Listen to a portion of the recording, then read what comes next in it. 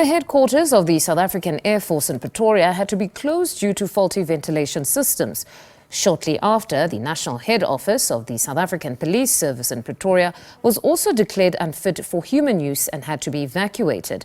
Now, according to Trade Union Solidarity, an inspector from the Department of Labour, as well as the Occupational Health and Safety Division of the union, visited the head office located at the Telkom Towers. The South African Police Service purchased and renovated the building 8 years ago for an amount close to 900 million. To get more on this, we're joined by the South African Policing Union spokesperson, Lesiba Thobakgale. Mr. Thobakgale, good afternoon, and thank you very much for your time. Thank you for having us, and greetings to your viewers. It's a pleasure to have you with us. So talk to us about the state of the building and when exactly you learned of the conditions, as we now know that it has since been declared unfit for human use. From our side, as the South African Policing Union, we've been busy with the issue of the Telkom Towers, because there's been numerous complaints coming from our members. We even sent our shop stewards to go and look at that building to see how things were.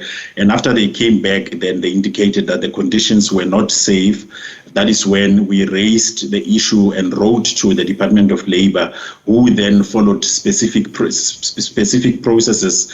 That is why then we find comfort that at the end of the day they intervened. And that is not the only building at Telkom Towers. That is Telkom Towers that has issues when it comes to safety and security, because we also closed a building that is called Days within the South African Police Services. We even wrote to the National Commissioner on the 18th of January, where we said to him that he needs to do something about the issue of back days, because there was no electricity, and also it was not inhabitable for our members to be there. And also further to that, we even wrote to the Department of Labour on back days, which was also closed. So to us, we don't see any commitment coming from SAPS management when it comes to these issues that relates to the working conditions, when it comes to the issues of buildings. And we will continue as a union. We have since decided that since SAPS is not coming on board when it comes to making sure that it is safe for our members to work in places that are quite habitable. So we will close all police stations. We will report them to the Department of Labour, those that are not complying with the safety and health provisions or laws that are there with this country, because at the end of the day, our members are the ones who are expected to work under those conditions, whereas the management themselves, they will not work under such conditions. Mr. Thobakgale, perhaps paint us a picture of what conditions we're talking about here. If we just had to be a bit more granular, that when one uses the phrase that it's not fit for human use, that means it's quite serious. So can you just paint us a picture of what exactly most of the workers had to contend with? In most cases, you'll find that there is no ventilation, which is an issue, because if a building doesn't have ventilation, then it means that the health of our members, it is at risk. It means that even they themselves, they will not be able to breathe properly in accordance when they are at work. And then there's some who suffer from other chronic diseases like asthma and so on. So those type of buildings, they make those situations to be worse. And also further to that, you find that the restrooms are not working. There is no water. Running water is not proper. The issues of electricity, like days, we closed it because there was no water that was functioning, and also electricity was then not functioning. So at all, but members were expected to come to work. So those are the living conditions and working conditions that our members are finding themselves having to work under. But even when we engage management, all they did, we remember one letter that the National Commissioner responded to say that they've contacted the Department of Public Works, that the matter will be resolved. But we continue to see this habitual trend where now members are expected to work under those buildings that they themselves cannot be able to work under. So the situation is quite dire, and from the union we welcome that now the Department of Labor heard our cry that we raised, like they did when they closed back days, which issues that we raised were resolved. And now we are seeing with Telkom Towers that now the issues we have raised after we have sent our shop steward, that they are attending to it. That on its own, you can just remember that now Telkom Towers, previously, it was also declared that it is not properly for members to work under. The building itself, it had a whole lot of issues on its own, on its safety, are these the historical defects? Pardon me for interjecting there. Are these perhaps historical defects, infrastructure defects? Or when we speak particularly of ventilation, would it be air cons that are not working? Or are we talking about historical structural defects here? That when the building was purchased for 900 million, it had those defects? It is both historical defects that you are referring to, and further to that, the issue of ventilation, because air cons do not work.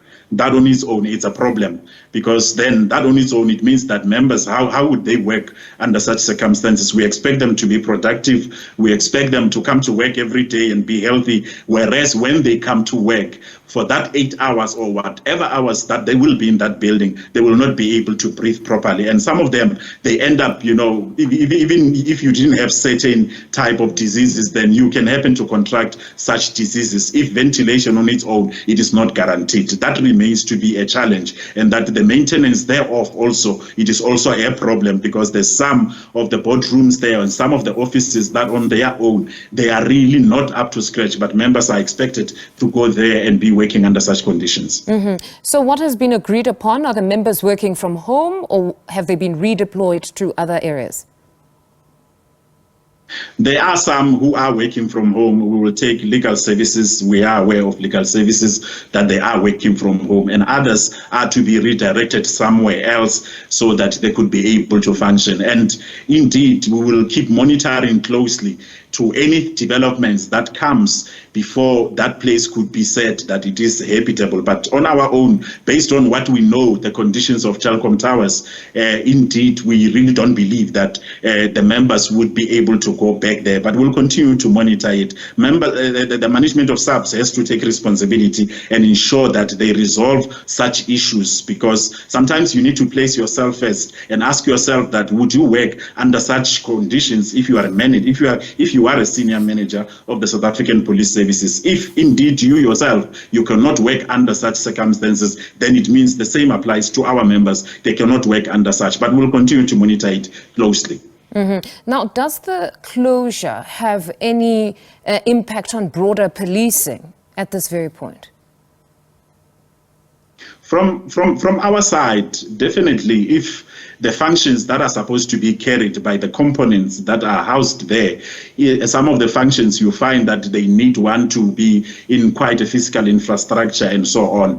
Definitely it will hamper service delivery. But the issue of service delivery, it comes up now to say management must take responsibility to say that the failure of service delivery in relation to those functions that may be affected in relation to this, that they have to resolve those issues so that service delivery is not hampered. Unfortunately, it is them who caused those issues, because when they moved all those components to that building, they knew even at that time that the building had those challenges. Those are not new challenges, but they still relocated members there. So they need to sort out all those issues to make sure that service delivery is not hampered. But at the end of the day, the lives of our members matters a lot, because if you have a healthy and a happy employee, then they will be able to deliver services that the community and the society at large are looking for.